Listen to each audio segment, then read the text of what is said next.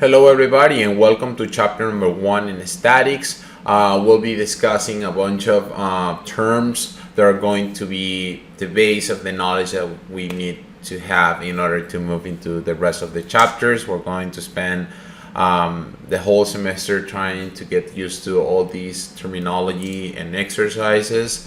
Throughout this video, which is a very short one, we'll be covering principles of mechanics, units, calculations, and a general procedure for analysis so you can get ready for what's coming.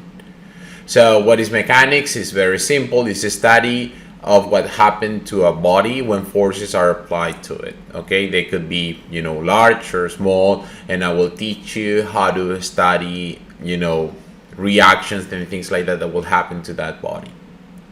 So the branches of mechanics, we have rigid bodies, deformable bodies, and we have fluids.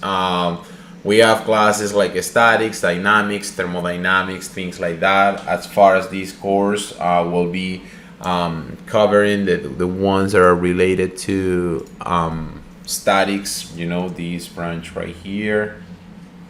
Okay, a bunch of calculations. This is the easiest one. Once you get to dynamics and thermodynamics, it gets a little bit more complicated, but as far as the class goes, should be very straightforward.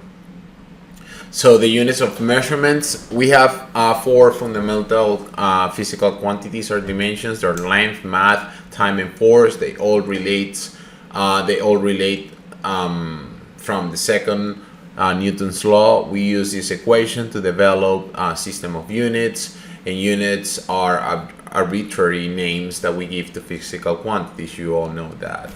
I hope you know that. For mass, time, and acceleration are related, all of them, to the second law, Newton's second law, and we're going to develop all of them throughout this course. We have the international system and the US customary system.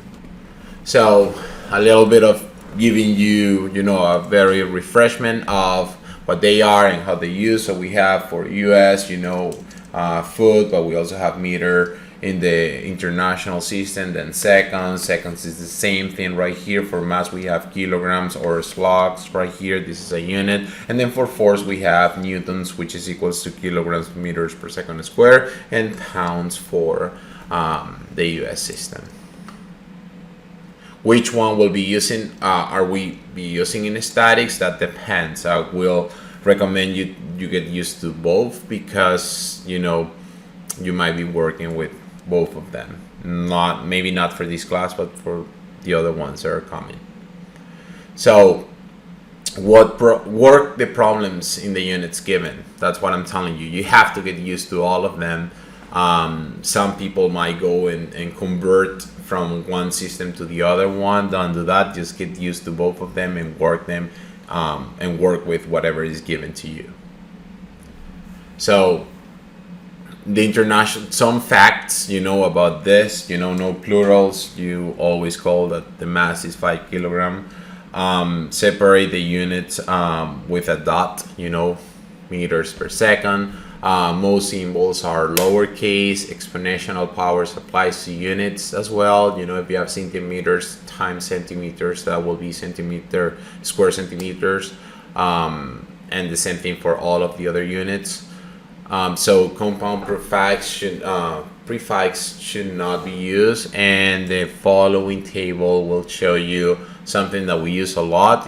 Those ones are basically when we have like very large numbers. So we know that 10 to the 9th is giga, 10 to the 6th is mega, 10 to the 3rd it's kilo, and then so on and so forth. Get used to all of them, because we'll be using that a lot. Well, not only here, but in all the other classes that you have. So something very important, and people have to get used to this, and I cannot repeat this enough or stress this enough.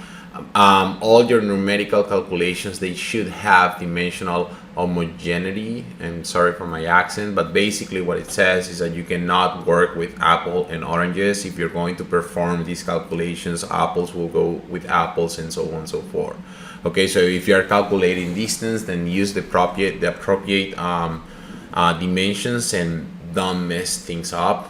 Obviously, if you have questions, you can come to me, but this is very standard from physics. When you're rounding off numbers, this is very debatable, between people and engineers. So if it's greater than 5, you round up. If it's smaller than 5, then you round down. Later in other classes, you will learn that you will need maybe 4 or 5 decimals to make that assumption. But as far as it goes right now, just keep that rule in your head. I'm pretty sure you're familiar with this. So when the strategy to solve exercises is pretty much the same one that you've been using throughout your small engineering career. You need to read carefully everything that is given. Based on that, you can make assumptions and then indicate them as you're doing that. Take the necessary time to read carefully so you can plan and execute after that. So usually when you're giving a problem, and that happens even when you're an engineer, you have to listen carefully or read carefully to the problem given. Then after that, you need to plan how you will basically solve that issue, and then after that you will execute your plans. For statics particularly, with all the knowledge that you will be getting, you have to choose the one that is needed, and then you will execute that with all the resources that you will learn throughout the semester. So that's pretty much it as far as chapter number 1 goes. Like I said, this is a very short one. There are a few exercises, unit conversions that you can get through if you want to, but as far as this goes, this is very simple. We're jumping now to chapter number 2, which is a bunch of forces and things like that. Email me if you have any questions, but if you don't, I'll see you in the next one. Thank you.